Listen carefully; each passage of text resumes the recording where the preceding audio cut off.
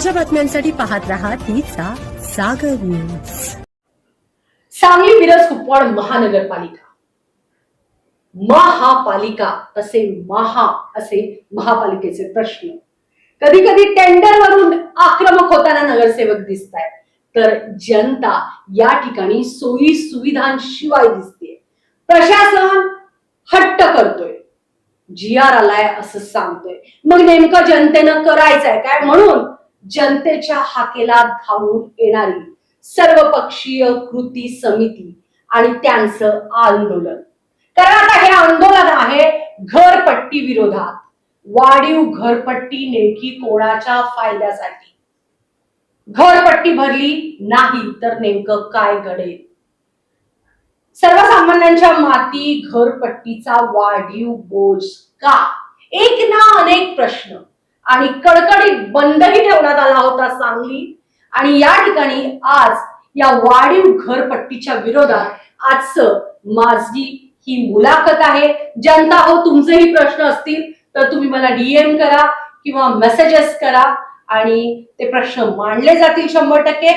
आज या ठिकाणी आपल्याशी चर्चा करण्याकरता माजी स्थायी सभापती तथा सर्वपक्षीय वाढीव घरपट्टी कृती समितीचे सदस्य जे आहेत, ज्यांनी ह्या विषयावरती आवाज उठवलाय, ते स्वतः हनुमंत पवार या ठिकाणी उपस्थित आहेत। आपलं नमस्कार। नमस्कार।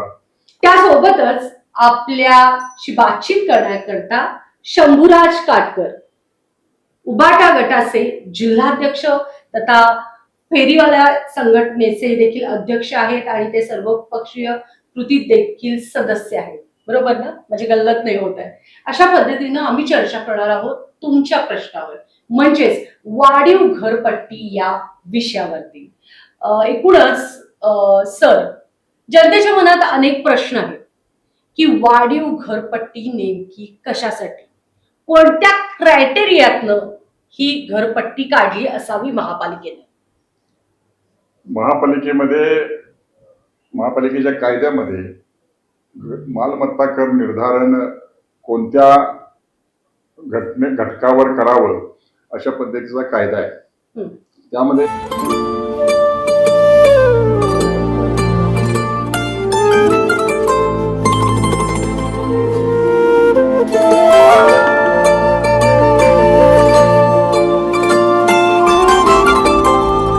An exclusive collection of diamond jewelry by PNG. जी पारंपरिक पद्धत आतापर्यंत वापरली जात होती, त्यामध्ये भांडवली मूल्यावर कर आकारणे ही एक पद्धत होती। आणि 2010-11 साली महाराष्ट्र शासनाच्या विधिमंडळामध्ये भांडवली मूल्यावर कर आकारणी करण्यासंदर्भात कायदा मंजूर झाला आणि त्याची अंमलबजावणी आज 2010-11 नंतर 2026 रोजी सांगली मिरज कुपवाड महापालिकेमध्ये सुरू झालेली आहे। भाडे मूल्यावर कर आकारणीचा जो पूर्वीचा पारंपरिक कायदा होता, त्यामध्ये पारदर्शकता नव्हती, त्यामध्ये भ्रष्टाचार केला जायचा आणि महापालिकेचे कर्मचारी ज्यावेळेला एखादी प्रॉपर्टी, दुकानगाडा असेल, घर असेल किंवा अपार्टमेंट असेल, त्या ठिकाणी जाऊन संबंधित मालमत्तेला वार्षिक भाडं किती येईल हा हिशेब धरून, हा बेस धरून त्याचं मूल्यांकन करून घरपट्टी लागू करत होते। परंतु यामध्ये म्हणजे मोजणी व्हायची ना, तिथे जाऊन मोजणी व्हायची, परंतु जे धोरण ठरवलं जायचं त्यामध्ये भाडे मूल्यावर ठरवायचं का भांडवली मूल्यावर? तर भांडवली मूल्यावर ठरवण्याचा कायदा 2010-11 नंतर अस्तित्वात आला।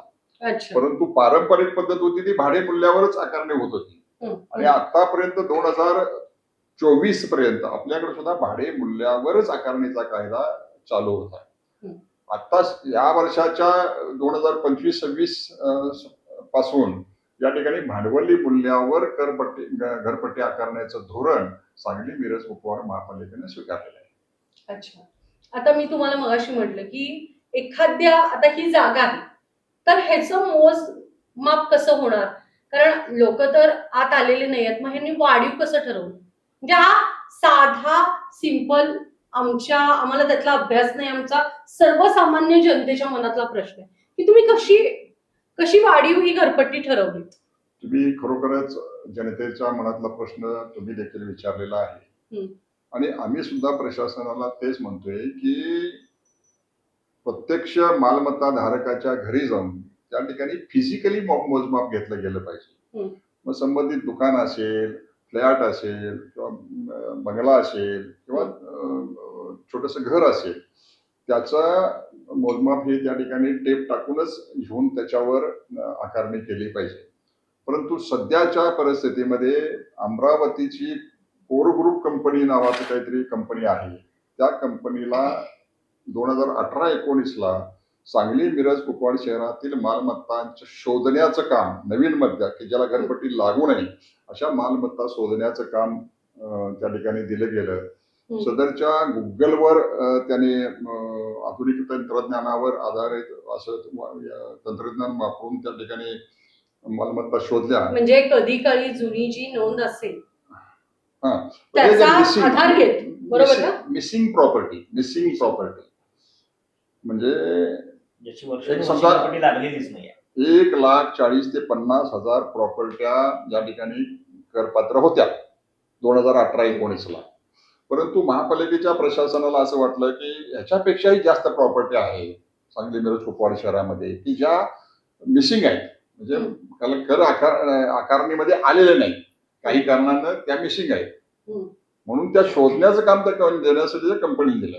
आणि ते शोधण्याचं काम गुगल मार्फत, सॅटेलाइट मार्फत आधुनिक तंत्रज्ञानानं करावं अशा पद्धतीची ती भूमिका होती. अशा प्रकारचे तंत्रज्ञान हल्ली वापरायला लागले. आता त्या माध्यमातनं तो जो महापालिकेचा ठराव झाला तो सर्वे करण्याचा ठराव होता. शोधण्याचे काम म्हणजे सर्वे करायसाठी ती एजन्सी नेमली होती. आज सर्वे करण्याकरता नेमलेली एजन्सी आज पूर्ण घरपट्टीची आकारणी करणं, त्याची मापं घेणं, त्याची बिलं तयार करणं, त्याची आकारणी ठरवणं आणि त्याप्रमाणे त्यांना नोटिसा देणं आणि त्या नोटिसाप्रमाणे सुनावणी घेऊन त्याची बिलं तयार करणं आणि बिलं कदाचित वसुलीचं काम त्यांना देतील का अशी शंका मला, असं मला वाटायला लागलं.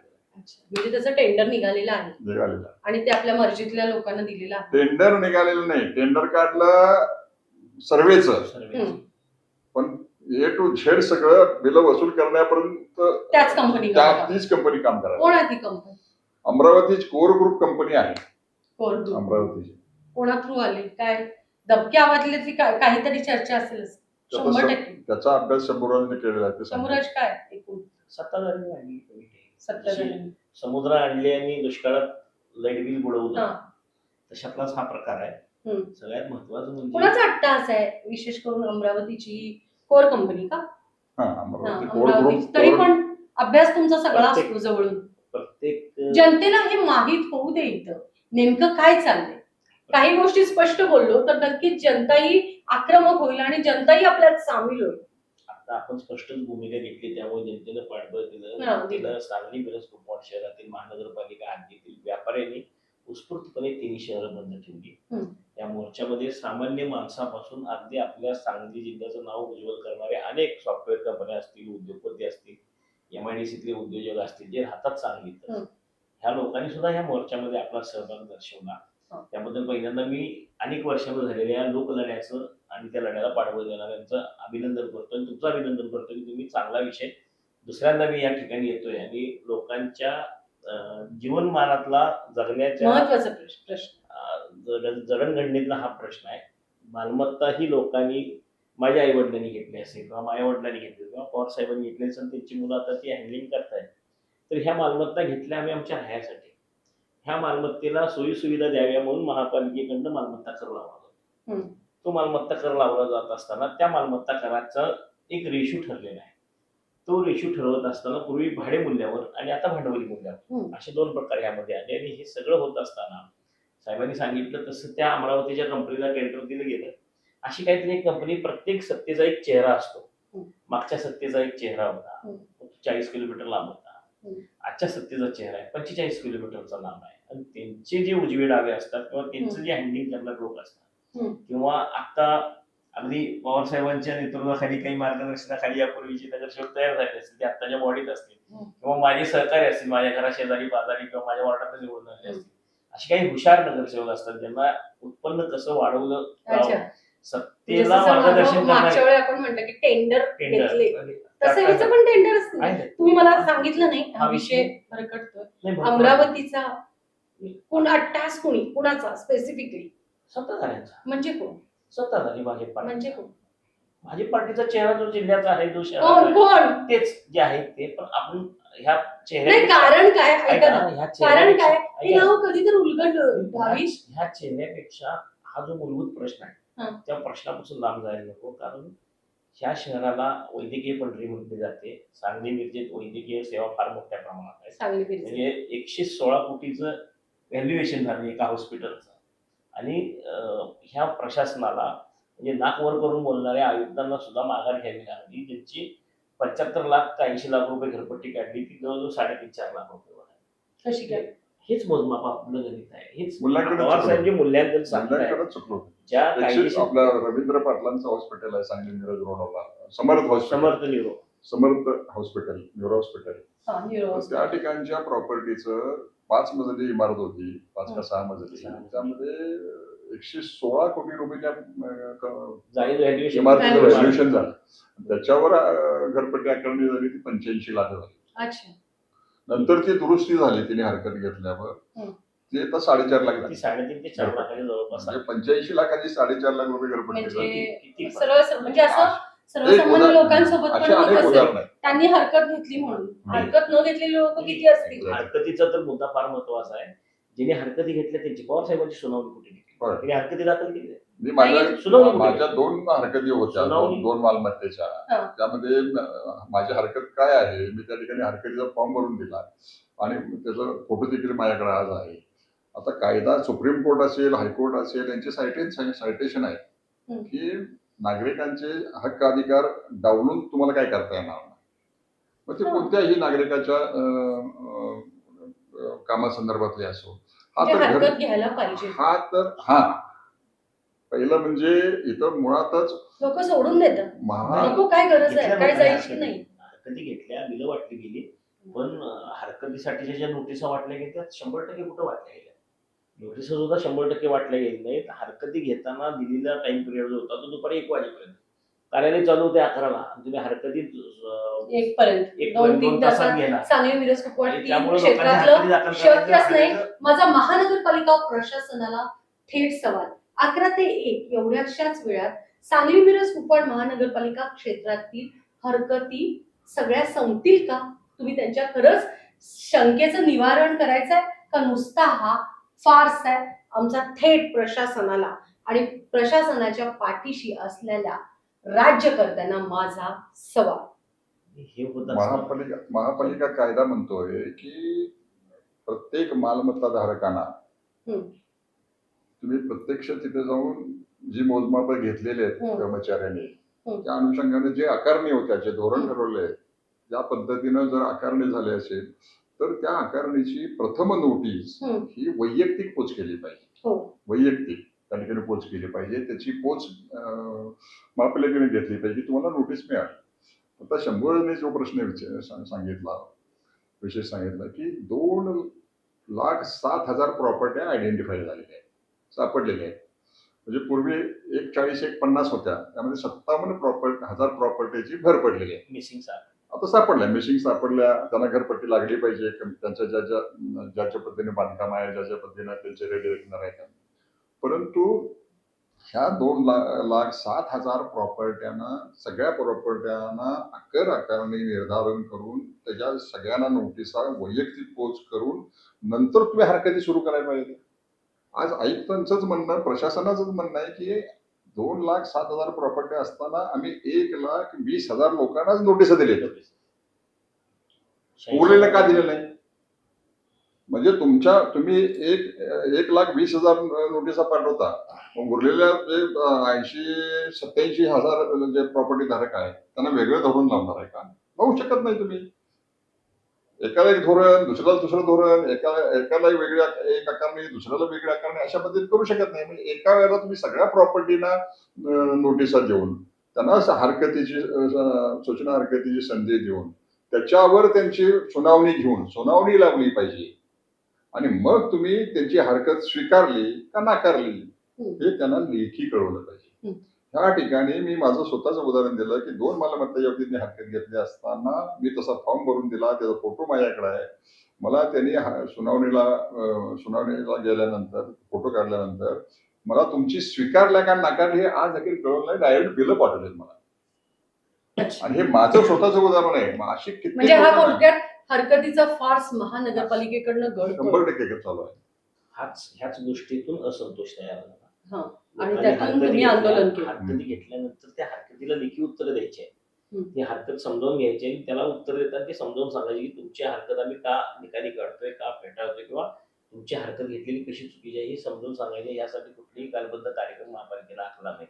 आणि त्यानंतर डायरेक्ट हे झालं सगळं प्रशासक काळातलं. प्रशासक स्थायी समिती, प्रशासक जनरल बॉडी यांच्या माध्यमातून ठराव केले गेले आणि जनरल बॉडी जी लोकनियुक्त निवडून आली त्याच्यासमोर हा विषय ठेवायला पाहिजे होता. तो न ठेवता डायरेक्ट हरकती आणि त्याची बिलं काढली गेली. आमची मागणीच आहे सत्ताधाऱ्यांना सुद्धा आणि प्रशासनाला सुद्धा की ह्यासाठी विशेष महासभा, आता ह्या 603 कोटीचं जे वर्ल्ड बँकेचं घेतलंय त्यासाठी उद्याची विशेष महासभा उद्या सोमवारी आहे. पण ह्या लोकसभेत ह्या लोकांच्या घरपट्टीच्या मागणीच्या बाबतीतली जी विशेष महासभा नुसता आपल्या मोर्चानच नव्हे, काही नगरसेवकांनी एक जर खाली सत्ताधारी नगरसेवक काँग्रेसचे नगरसेवक त्यांनी मागणी केली तरी सुद्धा ह्या निर्णवलेल्या प्रशासनानं सत्ताधाऱ्यांनी याकडे दुर्लक्ष केलं आणि ही घरपट्टी काही करून लोकांच्या माती मारायची हा अट्टहास सत्ताधारी पार्टीने ठेवला. तुमच्या आंदोलनात जे कडकडीत बंद केलं आणि खूप चांगला तुम्हाला रिस्पॉन्स मिळाला, बेसिक कोणते तुमचे दावे आहेत महापालिकेच्या विरोधात? महत्वाचे आणि तांत्रिक दृष्ट्या महत्वाचे असलेले आमचे 3 मुद्दे आहेत. त्यामध्ये पहिला मुद्दा म्हणजे रेडी रेकनर जो वापरलेला आहे मालमत्ताची कर आकारणी करतानाचा, तो रेडी रेकनर सदनिकेचा आहे. सदनिकेचा दर म्हणजे काय की सदनिका म्हणजे फ्लॅटचा दर रेडी रेकनर ठरवत असताना त्यामध्ये पहिल्यांदा ज्याच्या इमारतीखालची जमीन, त्यामध्ये त्याला आलेला बांधकाम खर्च, त्यानंतर त्याच्यासाठी भरलेले महापालिकेचे टॅक्सेस असतील, शासकीय वेगवेगळे कर असतील, त्यानंतर बिल्डरचा नफा, हे सगळं धरून तो रेडी रेकनर महाराष्ट्र शासन निर्धारित करत असतं. आता हे रेडी रेकनर, सदनिकेचे रेडी रेकनर हे तुम्ही बैठ्या घरांना लागू शकत नाही ना.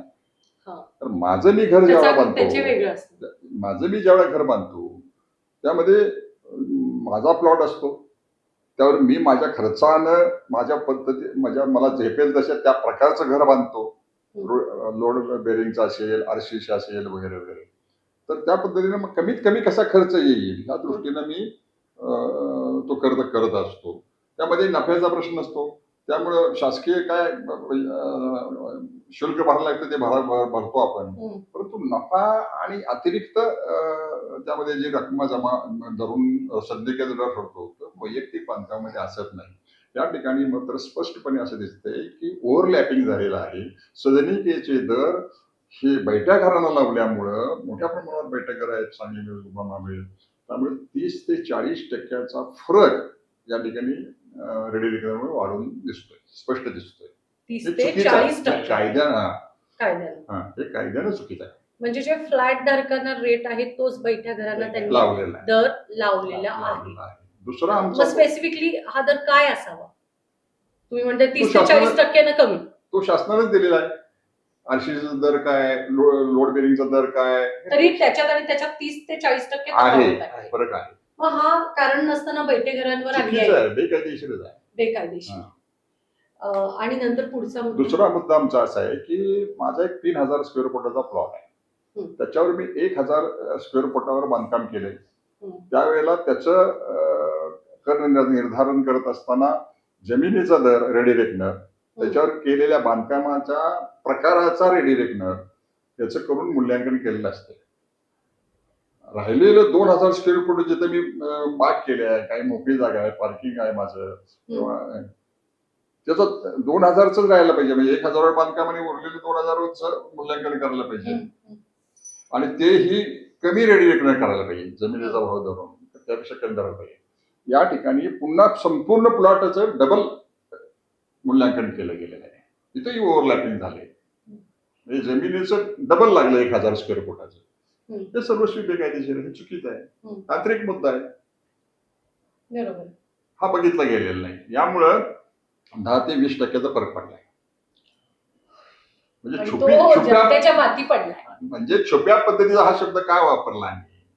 इथं दिसतोय तुम्ही हा डिरेक्टर आम्ही वापरलाय, पुस्तकात हे दोर आहे, प्रत्यक्ष तुम्ही हे वापरलंय ना.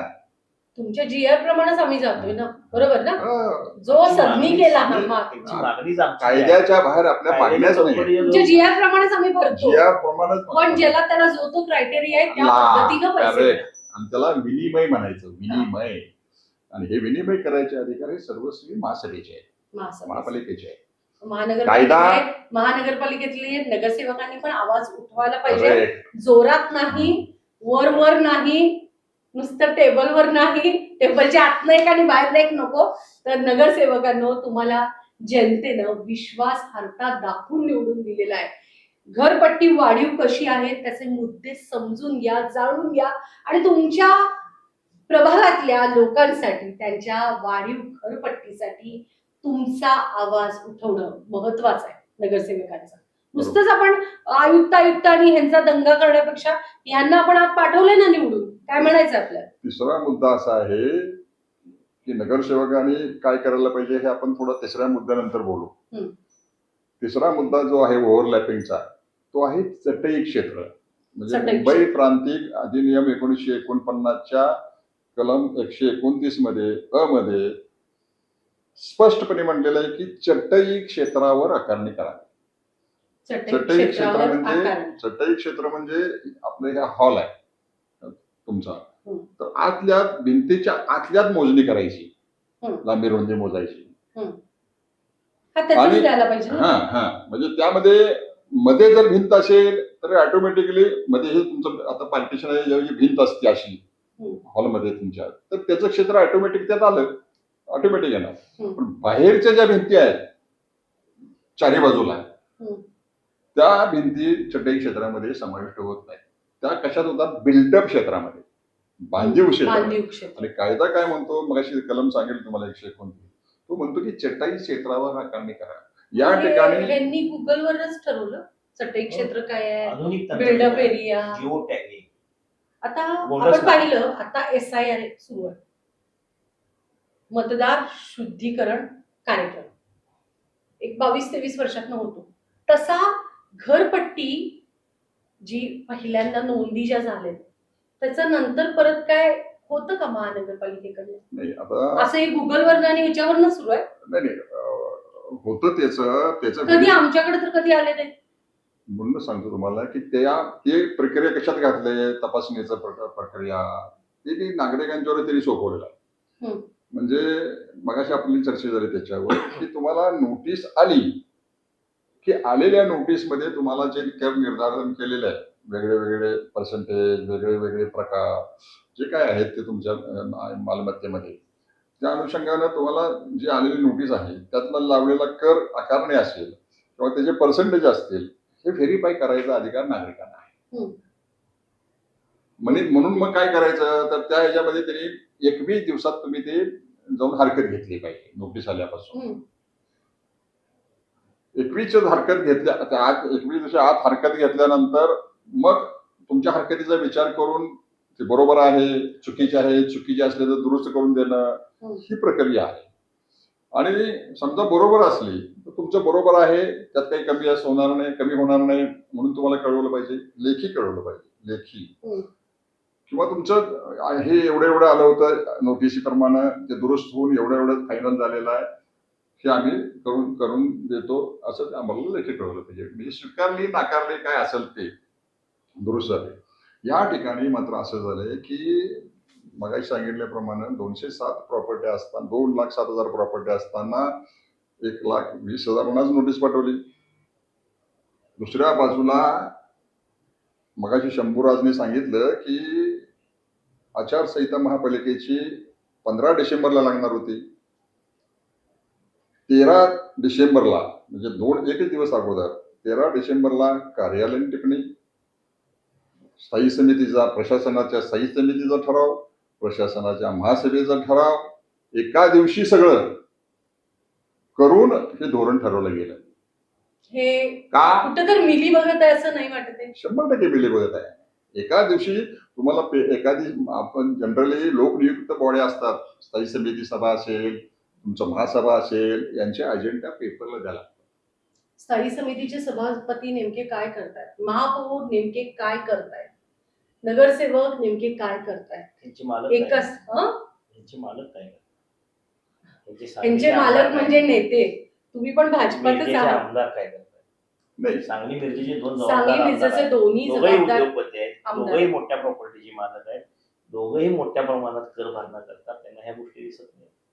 लोकांनी हरकती कमी घेतल्या म्हणून जर गाडगे दादा म्हणत असतील की लोकांना हे सगळं मान्य आहे, तर त्याच्याच उत्तरासाठी काढलेला तो मोर्चा. लोकांना हे मान्य नाही. लोक, जनता, म्हणजे आम्ही पब्लिक मधले पण बाईट्स घेतलेले आहेत भरपूर. नेक्स्ट एपिसोड मध्ये येईल ते. पब्लिक वैतागलंय. आम्हाला वेळ नाहीये. End of the story.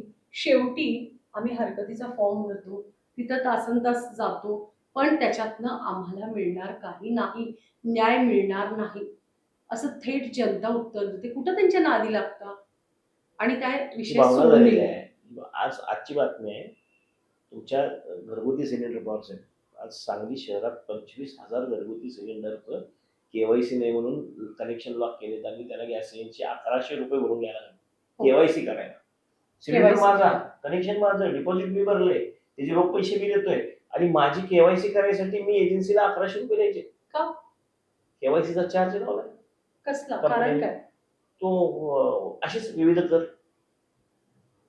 उद्या आम्ही तक्रार करतोय सोमवारी जिल्हा पुरवठा अधिकारी आणि कलेक्टरांच्या ह्या विषयावर. हा एक भाग झाला ह्या विषयाचा. नाही, पण आता हा करंट सब्जेक्ट आहे. करंट सब्जेक्ट आहे आणि लोकांनी कुठं कुठं पैसे भरायचे. पूर्वी अर्ज करायला रेशन कार्डावरचं नाव कमी करायसाठी एक साधा अर्ज आपण 5 रुपयाचं तिकीट नोंद करायला आज सेतू केंद्रात जावं लागतं, 35 रुपये पावती करावी लागते. पावती म्हणजे 35 रुपये जनतेचा दिली जाते आणि प्रश्न 100 पैसे रुपये भरायचं घेतले जातात. नाही, ही प्रत्येक लोकांना वेळेस दुखावतं. पॉसिबल नसतं. ह्या सगळ्याच गोष्टी आहेत. लोक ह्या सगळ्याला वैतागल्यात आणि त्या वैतागाच परिवार ह्या मोर्चात दिसलं. लोकांचा जो सहभाग दिसला, लोकसहभाग दिसला, व्यापाऱ्यांच्या पासून सामान्यापर्यंत, मी जे म्हणतो की उद्योगपतीपासून सामान्य कामगारांच्यापर्यंत हे लोक, आणि हे लोक नेता कुठे आले. प्रत्येक गोष्ट सेवा ही राहिली नाही, सगळं पेयेबल झालेलं आहे.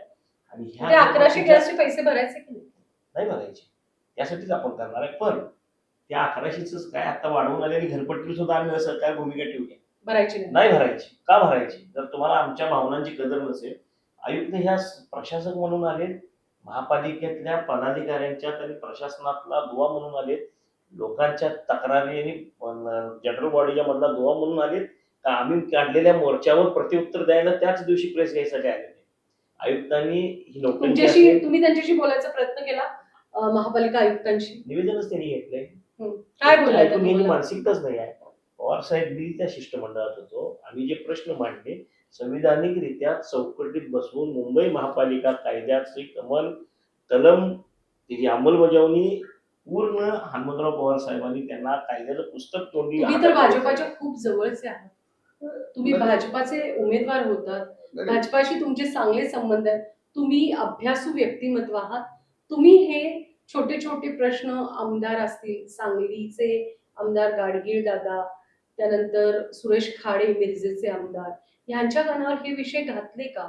त्यांच्याकडनं काय उत्तर आलं? नाही, मुळातच हा विषय मी भाजपचा आहे का शंभूराज शिवसेनेचा आहे हा विषय इथे नाही. आता सत्तेत भाजप आहे सांगतो म्हणून हा प्रश्न. सांगतो ना तुम्हाला.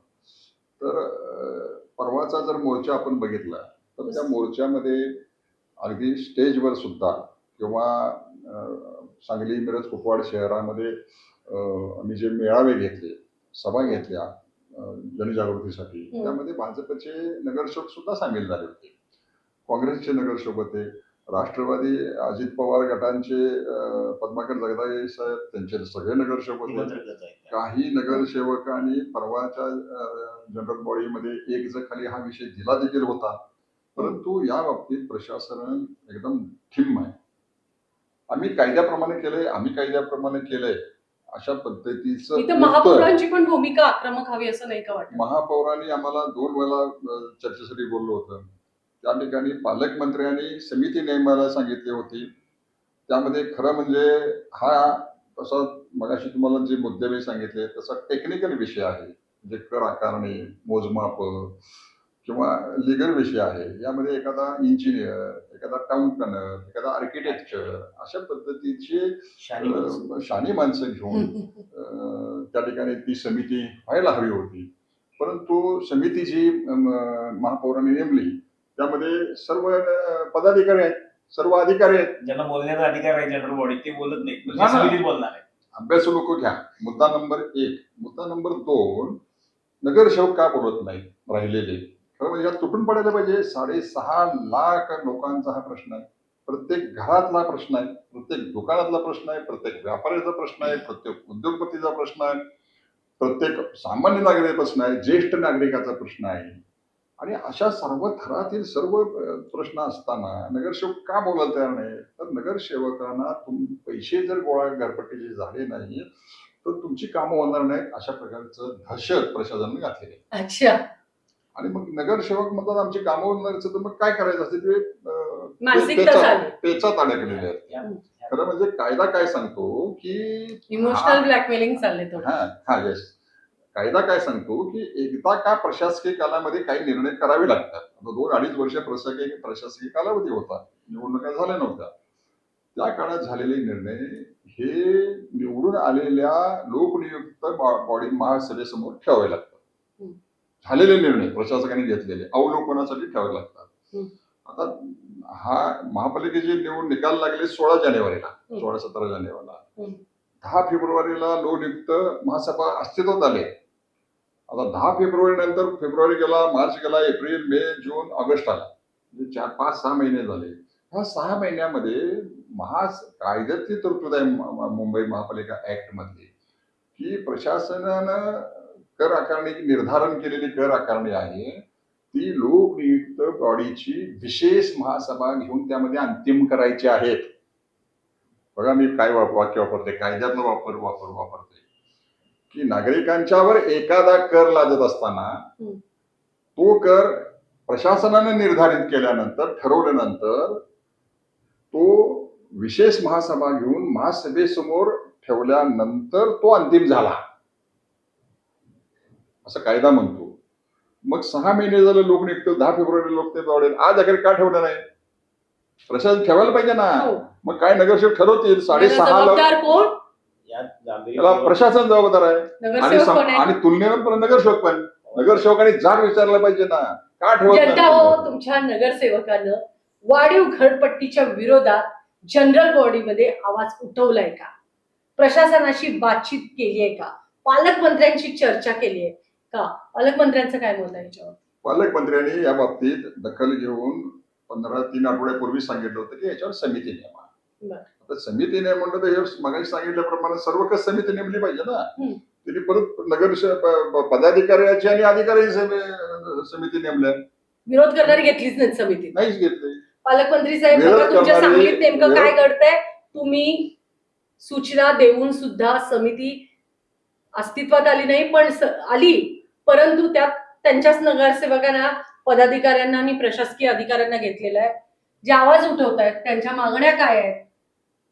6.5 लाख लोकांच्या आयुष्याचाच प्रश्न म्हटला पाहिजे. राहतं घर, माणसाला अन्न, वस्त्र आणि निवारा, महत्वाचा निवारा आहे. आणि त्या निवाऱ्याचेच पैसे अति प्रमाणात जर भरावे लागत असतील तर हा जनतेवरती अन्याय आहे आणि तो कुठंतरी थांबला पाहिजे. त्यासाठी पालकमंत्री साहेब तुम्ही लक्ष घालणं अत्यंत गरजेचं आहे. नेमकं सांगलीत घडतंय काय? दुसरा मुद्दा असा आहे की आमच्याकडे पैसे नाहीत असं प्रशासनानं म्हणणं आहे. आणि ते नगरसेवकांना सांगतात की पैसे नसल्यामुळे तुमची कामं होणार नाहीत, तुमची कामं होणार नाही, टेंडर निघणार नाही, तुमची कामं होणार नसले त्यामुळे नागरिकांची कामं थांबणार, असं ते नगरसेवकांना सांगत होता. परंतु आज अखेर परवा प्रशासनानं आणि आयुक्तांनी सुद्धा सांगितलं की 120 कोटी रुपये आज अखेर वर्षानुवर्षाची थकबाकी आहे घरपट्टीची. 120 कोटी रुपये वर्षानुवर्षीची घरपट्टी थकीत आहे. आणि या वर्षाचं ह्या नवीन प्लॅनिंग प्रमाणे, कर निर्धाराप्रमाणे 107 कोटी डिमांड आहे, मागणी आहे. या वर्षाची म्हणजे 26-27 मार्च वाढवलेल्या दरात वाढलेल्या दरानं म्हणजे हे 120 आणि ते 107 107 असं ते जवळजवळ 227 कोटीचं त्यांचं डिमांड आहे या वर्षाचं 26-27 मार्च पर्यंत. आता मला सांगा की हे कर निर्धारण घेऊन 6.5 लाख लोकांच्या वर वरवंटा फिरवण्यापेक्षा वाढीव घरपट्टीचा तुम्ही 120 मधले 50-60 कोटी गोळा करा ना आणि ते वापरा ना तोपर्यंत, आणि तोपर्यंत 2-3 महिने हे वसूल करा. 120 कोटी म्हटलं मॅक्झिमम तुमची सगळी यंत्रणा लावून वसूल झाली. का वसूल करत नाही? धनदानग्याचे मोठ्या रक्कम आहेत त्यामध्ये, सामान्य माणसाचे फार कमी आहेत. सामान्य पैसे माणूस घरपट्टी पुरवत नाही. मोठ्या आकडे आहेत हे 120 कोटी मध्ये. हे वसूल करा आणि सर्वसामान्यांना सुविधा द्या ना. का त्यांची काम अडवताय? का नगरसेवकांची काम अडवताय? धनदानग्यांना पाठीशी घातलं जातं 100% घरपट्टीच्या बाबतीत. 100% आणि सामान्य माणसाच्यावर घरपट्टी वाढवाडीचा वरवंटा खेळवला जायला लागलाय. आणि हे नगरसेवकांनी विचारलं पाहिजे प्रशासनाला का वसूल झालं नाही वर्षानुवर्षाची. गेल्या वर्षीचे म्हणणं मी मान्य करतो, वर्षानुवर्षाची का? प्रशासनाला थेट सवाल, वर्षानुवर्षाची घरपट्टी जी थकीत आहे अशा लोकांची यादी तुम्ही ओपन करा. पब्लिसिटी द्या त्यांना, अशा पद्धतीची पब्लिसिटी द्या. लोकांपर्यंत ही नावं पोहोचू देत जेणेकरून लाजून ते भरतील आणि जे सर्वसामान्यांचे प्रश्न आहेत ते कुठंतरी मार्गी लागतील. आता तुमच्या प्रमुख मागण्या काय काय? आमच्या प्रमुख मागण्या मगाशी तुम्हाला सांगितलं की ओव्हरलॅपिंग झालेलं आहे. चटई क्षेत्रावर आकारणी झाली पाहिजे. डबल प्लॉट आणि इमारतीवर डबल आकारणी करू नका आणि सदनिकेचे रेडिनेकर लावू नका. बैठ्या घराला तुम्ही बैठ्या घराचे रेडिनेकर जे आहेत कायद्यानं शासनीय पुस्तकात ते दर लावा. ह्या 3 प्रमुख आमच्या टेक्निकल मागण्या आहेत. अनेक विषय राहतोय पवार साहेबांच्याकडून, मी त्यांची परवानगी घेऊन बोलतो. ड्रेनेज कर्ज लावायचा आहे. जिथं ड्रेनेज व्यवस्था आहे, मी जिथं ड्रेनेज व्यवस्था केल्यानंतरची मालमत्ताधारकाला त्या ड्रेनेजची जोडणी केलेली आहे आणि मग ते ड्रेनेज वापरत आहे त्या लोकांना ड्रेनेजची कर लावायचा आहे. कुपवाडला आता 230 कोटीची ड्रेनेज योजना चालू आहे. पण गेली 28 वर्ष आम्ही त्याच्याकडून ड्रेनेज करतो. सांगलीत खनबा गावभाग जो जुना मूळचा गावठाणाचा भाग 8,000 प्रॉपर्टी, ह्याच्या 8,000 प्रॉपर्ट्यांना जोडलेलं ड्रेनेज आहे ते देता येतच. त्यांचं ड्रेनेज चालूच नाही, त्यांना आकारणी केलेली आहे. कायदाच म्हणतोय तुमच्या संघाचं हे महापालिकेच्या ड्रेनेजला जोडलं पाहिजे. पाईप जोडली नाही, नुसतं पाईपलाईन टाकून ठेवल्या. गेली अनेक वर्ष ड्रेनेजची लाईन टाकून झालेली आहे, मात्र ती जोडली गेलेली नाही. मग त्याला कर लावायलाच पण नाही पाहिजे. मग तो कर लावायलाच नाही पाहिजे. कायदाच म्हणतोय तो लावलाय त्यांनी. 8,000 प्रॉपर्टी नाहक पुरदंड आहे. स्वच्छता नसताना तुम्ही त्याला त्याचं करतच नाही, त्याचं मेंटेनन्स येतच नाही ना, मग कसले पैसे भरायचे? त्याच्या पलीकडे जाऊ स्वच्छता कर तुम्ही लावताय घरपट्टी आणि परत उपयोग करता सरकारनं लाभ नाही. काही मालमत्ता अशी आहे ज्याची 500, 600, 700, 800 रुपये घरपट्टी आहे आणि त्याला 900 रुपये उपयोग करता कर लागला. जी घंटा गाडी स्वच्छता कर कसला आहे? हे ओव्हरलॅपिंगच आहे. ज्या लोकांनी एक झाड तोडलं म्हणून 5 झाडं लावली पाहिजे असा महापालिकेचा नियम आहे पर्यावरण खात्याला, तुम्ही त्यांना वृक्षीकर लावताय. ते ऑक्सिजन फुकट देते झाड, त्याला प्रोत्साहन द्यायला पाहिजे. एकनाथ शिंदे नगरविकास मंत्री असताना सांगली दौरा झाला. आता जी 603 कोटी मंजूर झाली ती त्याच वेळेचं प्रोजेक्ट आहे. तर त्या दौऱ्याच्या वेळेला माझी वसुंधरा म्हणून स्पर्धा घेतली गेली. त्यात सुशोभित घर, सुंदर बगीचा, सुंदर परिसर म्हणून महापालिकेनं 1-1 लाखाचं बक्षीस दिले. आणि आज मग या लोकांनी त्यांची घरं नटवलेली आहेत, त्यांच्या उद्योग व्यवसायातनं पैसे वाचवून त्यांनी त्यांच्या घराची देखरेख चांगली केलेली आहे, त्यांच्या घराची ठेवण चांगली ठेवलेली आहे. त्या लोकांनी पार्टेक्स घातला, मार्बल घातला, संगमरवर घातला, ग्रॅनाईट घातला, मग तुम्ही त्याच्यावर घरपट्टी आकारली. लोकांनी चांगल्या घरात राहायचं का नाही? ही स्वतःच्या घरात राहायची, स्वतःची मिळकत करायची, आई वडिलांचं प्लॉट जपायचे, त्यात घर बांधायचं, ते स्वच्छ सुंदर आपल्या पोरांसाठी ठेवायचं, आल्या पाहुण्याला बरं वाटावं म्हणून. आता तुम्ही जे ऑफिस एवढं चांगलं केलेलं आहे ह्याला मग ते ग्रॅनाईट म्हणून त्याला किती आहे, त्याला काच वापरली म्हणून किती आहे, ह्या सगळ्या गोष्टीतनं मिळून त्याचं परिमार्जन जे केले ते घरपट्टीत अनाठाई वाढवलेलं आहे. ती अनाठाई वाढवलेली घरपट्टी कमी करा ही साधी सरळ मागणी आहे. नगरसेवकांच्याकडनं अपेक्षा आहे तुम्ही भिवू नका, तुम्ही अभ्यास करा. म्हणजे तुम्ही अधिकाऱ्यांच्या बरोबर भांडू शकाल, यांचा अभ्यासच नाही त्यामुळे ते अधिकाऱ्यांच्या समोर बोलू शकत नाही. अज्ञान झाकायसाठी हाताची घडी तोंडावर बोट हे बंद करा. प्रत्येक ऑफिसमध्ये जावा, एक बिल घ्या, अभ्यास करा, त्या ग्राउंड लेवलला जाऊन त्या कर्मचाऱ्याबरोबर बोला, तर तुम्हाला त्यातलं कळेल. नगरसेवकांच्याकडे अभ्यास नाही, त्यांचं नेतृत्व करणाऱ्या माणसांना त्यांची महापालिकेत कसं वागलं पाहिजे, प्रशासकीय व्यवस्थेत कसं काम केलं पाहिजे, आता ह्यासाठी अभ्यास करून लावायची वेळ आलेली आहे. आणि काही आणि अटी हुशार आमदारांनी आहेत. अभ्यास केला पाहिजे. काय सगळ्यांनी खासदारांनी सुद्धा केलं पाहिजे. ते का हाताची गडी तोंडावर बोट ठेवून बसले. 6.5 लाख लोक म्हणजे तुम्ही आहेच हो. तुम्ही 6.5 लोकांच्या 6.5 लाख भवितव्याचा 6.5 लाख लोकांच्या भवितव्याचा हा प्रश्न आहे. निवारा प्रत्येकाला हवा असतो, तो टेन्शन मुक्त राहावा. आपल्या आयुष्यभराची पुंजी घरात लावलेली असते माणसानं, आणि त्या घरावरती जर अशा पद्धतीनं वाढीव आकारणी होत असेल तर ती कुठल्या क्रायटेरियावर, कोणाला खुश करण्यासाठी? मग आता इथून पुढं भविष्यात, म्हणजे आता जे सगळं चालू आहे, ऍक्सेप्ट तर केलेलं नाही आहे महानगरपालिकेनं. हा, ते नाहीच म्हणतायत, ते जैसे ते भूमिकेत आहे. बिलं पाठवायला सपाटा लावला की नाही? समजा बिलं पाठवलेत आणि आपण ती भरली नाहीत तर पुढे महापालिकेची ऍक्शन काय असेल, आणि महापालिकेच्या ऍक्शनवर तुमची काय ऍक्शन असेल? आता थोडासा तुमचा हा प्रश्न मी थोडासा बाजूला ठेवतो, पण परवाच्या मोर्चावर आपली चर्चा झाली. तुम्हीच म्हटलं की मोर्चा मोठा होता, आणि 1985 सालापासून मी सामाजिक जीवनामध्ये आहे, आंदोलनाच्या जीवनामध्ये आहे. विशेषतः 90 ते 2000 सालापर्यंत 10 वर्षात 85 साली महाराष्ट्र शासनाने एक GR काढला होता की ज्या ठिकाणी गुंठेवारी वस्ती झालेली आहे त्या ठिकाणी कोणत्याही सुविधा, कोणताही शासकीय निधी, महापालिकेचा निधी खर्च करायचा नाही, अशा पद्धतीचा शासनाचा GR होता.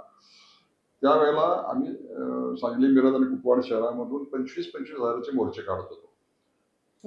त्या ठिकाणच्या जनतेला पाईपलाईन टाकायची परवानगी नव्हती महापालिकेला, आमदार फंड नाही, खासदार फंड नाही, रस्ते करायची परमिशन नाही, मुरमाचा खडा देखील टाकायची परमिशन नव्हती. आणि त्यामुळे जनता वैतागली होती. घरं तर वाढत असतात, वस्ती तर वाढत असते, लोकसंख्या वाढत असतात, एका घरातून 2-2, 3-3 घरं अशी वस्ती वाढत असते. त्यावेळेला मग यांना सुविधा द्याव्यात, त्या सुविधा देण्यासाठी एखादा कायदा निर्माण व्हावा म्हणून आम्ही गुंठेवारीच्या धारकांचे 20-25 हजाराचे मोर्चे काढत होतो. आणि तुम्हाला या ठिकाणी सांगायला अभिमान वाटतो की महाराष्ट्र शासनानं आपल्या ड्राफ्टवर त्या ठिकाणी तो कायदा निर्माण केला. सांगलीच्या गुंठेवारी नियमितीकरण, अधिनियम, श्रेणीवाढ आणि नियंत्रण कायदा 2001 हा आपल्या सांगलीचा नितीन करीड साहेब कलेक्टर होते. त्यांच्या मार्गदर्शनाखाली आपण त्या पुस्तिका तयार करून 350 आमदारांना वाटल्यानंतर त्या ठिकाणी भाषणे झाली आणि महाराष्ट्र विधानसभेमध्ये तो कायदा पारित झाला. दुसरा मोर्चाचं तुम्हाला उदाहरण देतो की केंद्र शासनाचं धोरण आणि महाराष्ट्र शासनाचं धोरण, रिफॉर्म प्रोसेस नावाने एक धोरण ठरलं होतं की पाणी पुरवठ्यांचं खाजगीकरण करायचं, पाणी पुरवठा योजनांचं खाजगीकरण करायचं. 2002 साली अश्विनी कुमार नावाचे एक आयुक्त होते, ते डायरेक्ट IAS होते आणि दिल्लीतनं त्यांची अपॉइंटमेंट आपल्या महापालिकेवर झाली होती. केंद्र शासनाचा महाराष्ट्र शासनाचा कायद्याच्या अनुषंगाने सांगली, मिरज, कुपवाड महापालिकेतील पाणी पुरवठा योजनेचं खाजगीकरण करण्याचा ठराव त्या काळात महापालिकेत झाला. ठरावही झाला. 10 लाख करार त्याचा कंपनी बरोबर करार होऊन infrastructure leasing and financial services ILFS नावाची ती कंपनी होती. 10 लाख देऊन त्यांना ऍडव्हान्स देऊन करार झाला. आणि मग यामध्ये आम्ही काही पुण्याला वगैरे प्रयास NGO म्हणून होती, डॉक्टर सुबोध वाकडे, कॉम्रेड अजित पेंकर, आमच्याकडं गीता बर्वे, माजी नगरसेवक, आम्ही सगळेजण गेलो त्यावेळेला. आणि त्याच वेळेला असंही सर्वपक्षीय त्यांना इथं सांगलीला आणलं, एक वर्कशॉप घेतलं कन्या महाविद्यालयामध्ये आणि त्यांच्याकडनं जाणून घेतलं की कुठे कुठे अशा पद्धती झाले आणि त्याचे परिणाम काय होणार आहेत. त्यावेळेला त्यांच्या मार्गदर्शनाने आम्हाला असं कळलं की हे अत्यंत धोकादायक आहे. यामुळे पाण्याचे दर प्रचंड वाढणार खाजगीकरण झाल्यामुळं आणि नागरिकांना पाणी विकत घ्यावं लागेल. म्हणजे त्यावेळेला आत्तासारखं बिस्लरी बाटलीतनं पाणी पित नव्हतं आपण, सार्वजनिक नळ किंवा वैयक्तिक नळ असायचे. अशी परिस्थिती 2002 ची गोष्ट आहे. त्यावेळेला मग आम्ही सगळ्या पक्षांना एकत्र करून, म्हणजे तुम्ही बघा सारखं सर मला भाजपचे विचारत होता म्हणून तुम्हाला म्हणतोय की त्यावेळेला देखील आम्ही सर्व पक्षांना एकत्र घेऊन त्या ठिकाणी ते खाजगीकरण रोखलं. मला असं वाटतं की तुम्ही मी असं का म्हटलं, कारण तुम्ही त्यांना चांगलं समजावू शकाल, बरोबर आहे की नाही? पण एखाद्याला समजूनच घ्यायचं नसलं पवार साहेबांचा तर वेळ लागून सोंग घ्यायचं. मला बोलवलं तर मी जाऊन सांगू शकतो. त्यांचा स्वभाव, त्यांची कार्यपद्धती, त्यांचा मुळात राजकीय पिंड विरोधी पक्षातनं घडलेला आहे. कुणाचा? पवार साहेबांचा. हा. त्यामुळे हो. ते मी मुळात बंधनं धुडकावून काम करणारी व्यक्ती आहे. शेतकऱ्यांसाठी आंदोलन केले, कामगारांसाठी आंदोलन केले, आणि गुंठेवाल्यांसाठी आता हा आंदोलन प्रश्न केले. केवढा मोठा आहे मोठा प्रश्न आणि आहे. 6.5 लाख लोकांच्या निवाऱ्याचा प्रश्न आहे. तुम्ही विचार करा ना, वाढीव घरपट्टी आली तर इतकं इझी नाही येते, त्याचे आकडे मोठे असणार आहेत जे सर्वसामान्यांना पेलणारे नाही. मगाशी पवार साहेबांनी सांगितलं 120 कोटीचं येणे बाकी आहे आणि तुमची मागणी ह्या वर्षीची वाढवून 107 कोटीची आहे. नाही म्हणजे शक्य अखंड नाही. एका वर्षाचं बजेट त्याचा- तुमच्याकडे येणे बाकीमध्ये आहे. हा. महापालिकेचा मूळ स्रोत जरी घरपट्टीचा उत्पन्नाच्या वाढीचा असला हम्म. तरी महापालिकेचे होल्डिंग्स असतील, महापालिका क्षेत्रातले मोबाईल कंपन्यांचे लागलेले टॉवर असतील, हम्म. ह्या सुद्धा फार मोठ्या गोष्टी आहेत आणि ह्या सुद्धा फार मोठ्या गोष्टी उत्पन्नाच्या सोर्स मध्ये येतात. त्या थकबाकीत आहे, त्याच्याकडे लक्ष देत नाही. पवार साहेब घरपट्टी भरतात, मग त्यांच्या दारात जाऊन घरपट्टीचा कर्मचारी साहेब चेक द्या. टॉवरवाल्यांचे पण आहे. ज्यांच्याकडे कंपन्या आहेत वसुलीला आणि जायचं त्यांचं काही लवकर नाही, येत नाही. ज्यांच्याकडे वसुलीला मोठ्या- जायचंय मोठ्या त्यांच्याकडे कंपन्या. वसुलीला जात नाही. म्हणून ही 120 कोटीचा जो थर साचलाय ना, तेवढी जरी वसुली झाली 120 कोटी जे थकबाकीदार आहेत त्यांची नावं जाहीर announce केली करा. पाहिजे. जाहीर केला जाहीर केलं पाहिजे. निवडणूक मीडियाच्या आयोगाने- मार्फत आम्ही सगळे मीडियावाले हा. फ्री मध्ये देऊन त्याच्या टाकतो पलीकडे ते. जाऊन पवार साहेबांनी निवडणूक लढवलेली आहे, मी मागची निवडणूक लढवलेली आहे, निवडणूक आयोगाचा निर्णय आहे. आमच्या अंगावर काही केसेस असतील, आमच्या प्रॉपर्टी आहेत त्या चौकात झळकवल्या, हं. तो नियम आहे. मग थकबाकीदारांचं काय? यापूर्वी ढोलताशे वाजवलेत ना नगरपालिकेनं, महापालिकेनं. हं. महापालिकेच्या वसुलीच्या गाडीवर करणे लावून त्या दारात जाऊन गाडी पुकारते तुमची थकबाकी भरा म्हणून. जे लोक लाजून मध्यंतरी भरत नाही. केलेलं. होतं, केलं ना यापूर्वी प्रशासनात केलंय. मेटकी साहेबांचीच कारकीर्द, हो, पवार साहेबांचं नाव साहेबांच्या. त्या कारकिर्दीत केलं ना वसुली. वसुली मग झाली. ह्यांना पाठीशी घालतोय कोण? क्रीडा संस्था आहे, व्यायामशाळा आहे, जिथं पोरं जगवलं. आपली सांगली कोल्हापूर ही तालमीची पुण्यनगरी आहे. बरेच लोक, बरेच नेते, बरेच पैलवान त्यात घडले. त्या तालमींना कशी तरी करून लोकवर्गणीतनं स्वतःच्या केशातले आपल्या आजोबा पंजोबाचं नाव ऐकून त्या तालमी व्यायामशाळा तालमीचा प्रश्न आहे, व्यायामशाळेचा प्रश्न आहे, मंडळांचा प्रश्न धर्मादाय आहे, संस्था. शाळांचा प्रश्न मोठा आहे. शाळेच्या अनुदानित खाजगी शाळा शाळा, आहेत. ऑफिसेसला वाणिज्य आकारणी केली. मुख्याध्यापकाचं ऑफिस म्हणा किंवा एखाद्या वकिलाचं ऑफिस असते त्याच्या घरात, त्याला सुद्धा त्यांनी कमर्शियल मागणी केली आहे. नाही लावायला पाहिजे ना. ही निवासी सेवा आहे. निवास. हायकोर्ट सुप्रीम कोर्ट मध्ये त्यांना निवासी आकारणी करा. हो. इथं काही हायकोर्टाला जमानदार नाही, सुप्रीम कोर्टाला जमानदार नाही, त्यांचे डायरेक्शन म्हणाल तयार पवार साहेब- नाही. हा कारण काय? कोर्टाचा विषय महानगरपालिका मला एक समजत नाही, हे फक्त एक ते आयुक्त किंवा महानगरपालिका प्रशासन निर्णय घेईल का? त्याच्या मागे काहीतरी सिस्टीम असणार की स्ट्रॉंगली. ती विचारत नाही म्हणून आपण शेवटी कुणाला विचारणार? आपण जे पदावर आहे त्याला नाही विचारणार नाही, ना. पण आपल्याला जो अभ्यास आहे, जे आता तुम्ही सांगितलं, नगरसेवक घाबरतायत का आता तुम्हाला निधी मिळणार नाही आणि कामं थांबवली जातील, या सबबी खाली त्यांना गप्प बसवलं जातं. तसं हे सगळं जे चाललंय, मध्यंतरी आम्ही म्हटलं की जे अतिक्रमण काढले त्याच्या मागं काय तर मोठा दुवा असणार ना, त्याच्याशिवाय हे सगळं पॉसिबल आहे का? हे सांगतोय 6.5 लोकांची घरपट्टी थकीत 120 कोटी आहेत. असली कुठली नावं आहेत? कोण त्यांना अभय देतंय? कोण अभय देते अशा लोकांना ज्यांनी पैसेच भरलेले नाहीये? हे सगळा विचार करायचा प्रश्न आहे ना. आहे. आणि आता जनतेत असंतोष निर्माण होतोय. प्रत्येकाच्या पोटावर आले तरी पण ही आकारणी का? तुम्ही शेवटपर्यंत हे तडीच नेणार? 100% आम्ही तरी असणार. त्याच्या अगोदर ऐकलंच नाही महापालिकेनं तर पुढची तुमची सांगतो काय ना, सांगतो ना. तर भूमिका? त्याच्या अगोदर तुम्हाला मगाच्या प्रश्नाचं उत्तर देतो मी. ही जी कर आकारणी आहे या संदर्भातली प्रोसिजर जी आहे की मगाशी ती केलेली नाही त्यांनी, की डायरेक्ट बिलच काढायला चालू केलेलं आहे. आता म्हणजे जवळजवळ 40-50% लोकांना नोटीसच पाठवलं नाही. दुसऱ्या बाजूला 1 जानेवारीला म्हणजे प्रशासकीय काळात ठराव करून त्यांनी 1 जानेवारी 2026ला बिलं देखील पाठवली होती.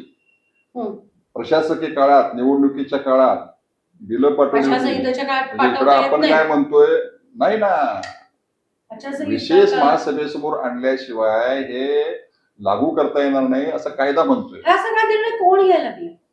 प्रशासनाने जर गैरफायदा घेतला हे तर ह्यांच्या पाठीमागे कोण आहे ते जनतेने शोधावं ना. जनतेने शोधावं ना. आयुक्तांच्यावर वरदहस्त कोणाचा? जनतेनं रस्त्यावर यायला पाहिजे. हा. आमदारांनी विचारलं पाहिजे, खासदारांनी विचारलं पाहिजे.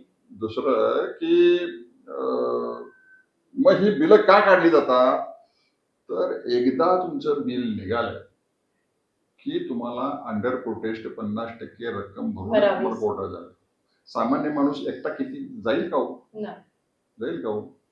आणि म्हणून आम्हाला हे सगळे उपद्व्याप करायला लागले. आम्हाला कृती समिती स्थापन करावी लागली आणि आम्ही कृती समितीच्या माध्यमातून गेले 1.5-2 महिने झालं म्हणतोय की नागरिकांचे नोटीस प्राप्त करण्याचे, वैयक्तिक नोटीस प्राप्त करण्याचे अधिकार, त्याच्यावर हरकत घेण्याचे अधिकार, त्याच्यानंतर हरकती घेतल्यानंतर ते स्वीकारली नाकारली हे लेखी देण्याचे अधिकार, आणि हे जर द्यायला प्रशासन तयार नसेल, सेवा हमी कायद्यासारखा कायदा आहे, माहिती अधिकारासारखा कायदा आहे, ह्या कायदे डावलून जर नागरिकांच्यावर डायरेक्ट बिलं पाठवण्याचा धडाका लावला असेल तर तो केवळ आहे की नागरिकांना हातबल करायचं. डिस्टर्ब एकदा बिल पाठवलं की भरल्याशिवाय पर्याय राहत नाही कायद्यांना.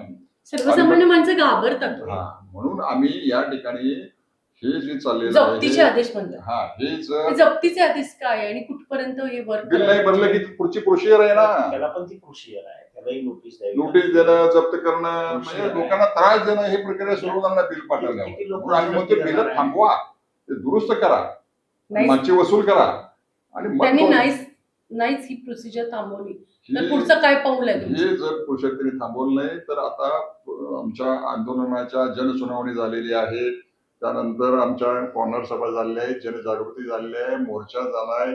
सांगली शहराच्या इतिहासामध्ये मगाशी तुम्हाला सांगितलं की 25 वर्षामध्ये सांगली, मिरज आणि कुपवाड शहर 100% बंद झालेलं हे पहिलं उदाहरण आहे. 25 वर्षानंतर 100% बंद झालेलं हे पहिलं उदाहरण आहे. बंद यशस्वी, मोर्चा यशस्वी. आता आमचा पुढचा टप्पा असेल की जर का यांनी या 8-15 दिवसामध्ये दुरुस्त केलं नाही आणि बिलं पाठवण्याचा धडाका लावला तर आम्ही नागरिकांना पहिलं आवाहन करणार आहे की बिलं भरूच नका, जुनही भरू नका, नवीनही भरू नका. आणि याकरता आम्ही काही नागरिकांना जिल्हा न्यायालयामध्ये याचिका दाखल करण्यासाठी प्रयत्न सुरू आहेत आमचे. आम्ही हायकोर्टात देखील या संदर्भात आवाज उठवला. सिनियर वकिलांशी, काउन्सिलशी चर्चा करायला लागलोय.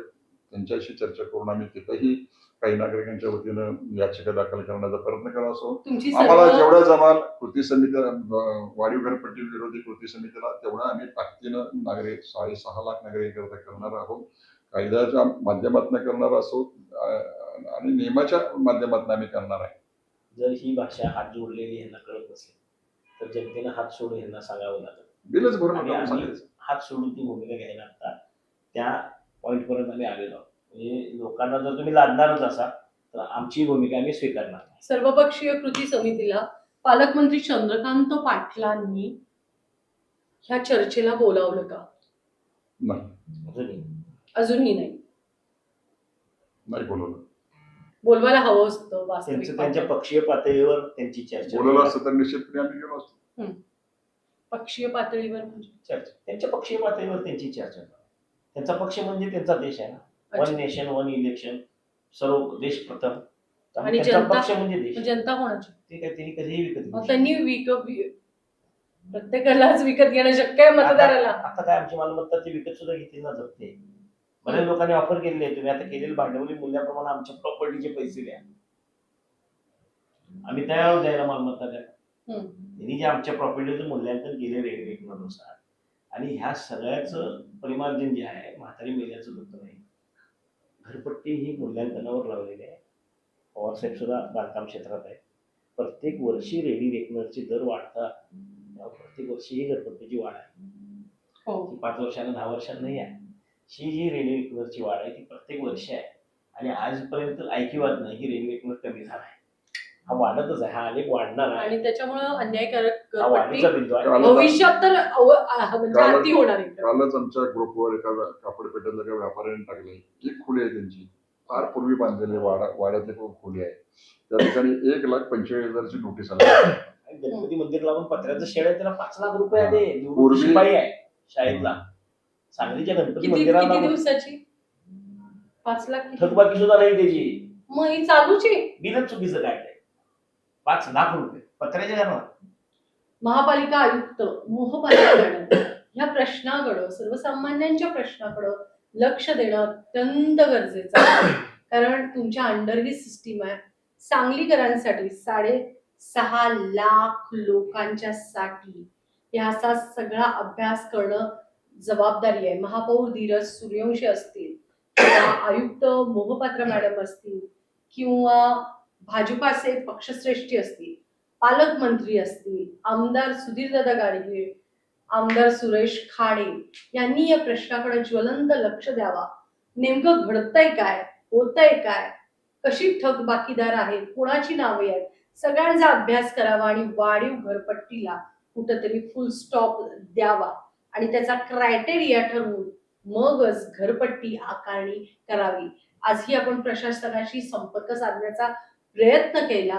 संपर्क एवढाच साधायचा होता, कुठं गल्लत होती आणि त्यांचंही मत आपल्याला घ्यायचं होतं, पण प्रशासन टाळाटाळ करताना दिसतंय. प्रसार माध्यमांसमोर यायचं. मी आमदारांची सुद्धा या विषयावरती बाईट किंवा आमदारांशी सुद्धा या विषयावरती चर्चा करणार आहे. तर नक्कीच आपल्या समोर आमदार येतील, आपली चर्चा होईल, असा आपण एक प्रयत्न करूया. आणि जनतेच्या, मी आता सर्वसामान्य जनता, मला त्यातलं काही कळत नाही या अर्थानंच एक एक प्रश्न विचारला, जेणेकरून सर्वसामान्यांच्या मनातल्या प्रश्नांची आपल्याला उत्तरं मिळावी आणि जी कर आकारणी आहे, वाढीव घरपट्टी आकारणी आहे, ती कुठेतरी फुल स्टॉप बसावा. कारण सांगली आमची आहे, सांगली चांगली आहे, पण वेळ पडल्यानंतर रस्त्यावर लोक उतरतायत हे परवाच्या मोर्चातनं धडधडीत दिसलेलं आहे. आणि सांगलीला वाचवायला, सांगलीकरांना वाचवायला फक्त नगरसेवक आणि पक्षाचे पदाधिकारीच नाही, तर सर्वसामान्य माणूस ही रस्त्यावर उतरलेला आपण परवाच्या मोर्चात पाहिलेला आहे. पब्लिक सब कुछ जानती है.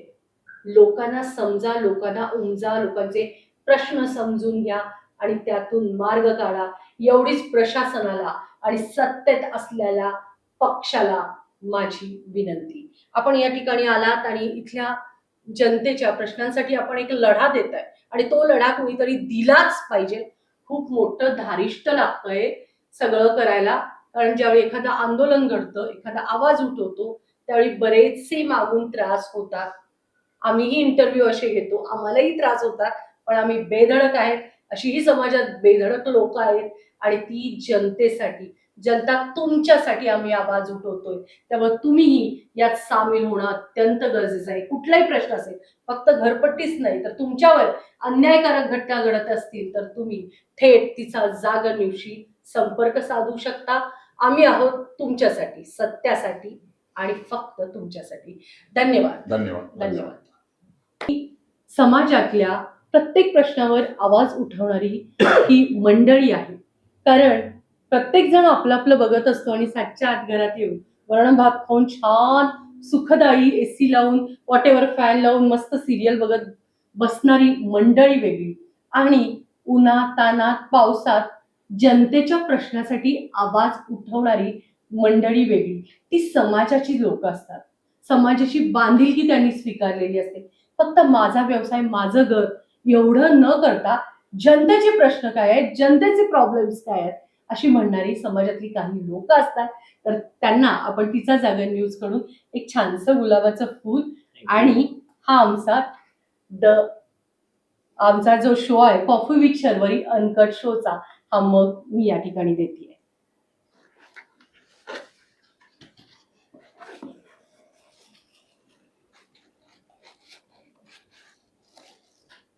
धन्यवाद. थँक्यू.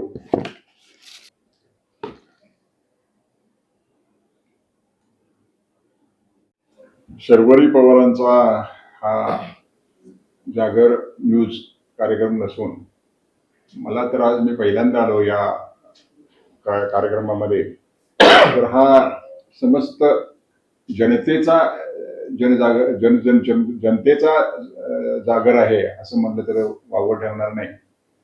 आणि सर्वसामान्यांचे प्रश्न घेऊन, वंचिताचे प्रश्न घेऊन आणि विशेषतः अन्यायाविरुद्ध लढण्याचा जो जागर आहे तो पारंपरिक आहे. आपल्या पूर्वीच्या लोकांनी आपल्याला, महान लोकांनी आपल्याला तत्व घालून दिलेलं आहे, जो शब्द दिलेला आहे जनजागृतीचा जागर, हे तत्व या ठिकाणी शर्वरी पवार मॅडमच्या माध्यमातून होते. या कार्यक्रमाला उपस्थित राहण्याची संधी आणि जनतेला जागर करण्याची संधी उपलब्ध करून दिल्याबद्दल मी त्यांचे आभार व्यक्त करतो. चे व्हिडिओ पाहायचे असतील आणि coffee with Sharvari uncut show पाहायचा असेल तर यूट्यूबवर जावा आणि सबस्क्राईब करा. तीच जा सागर न्यूज.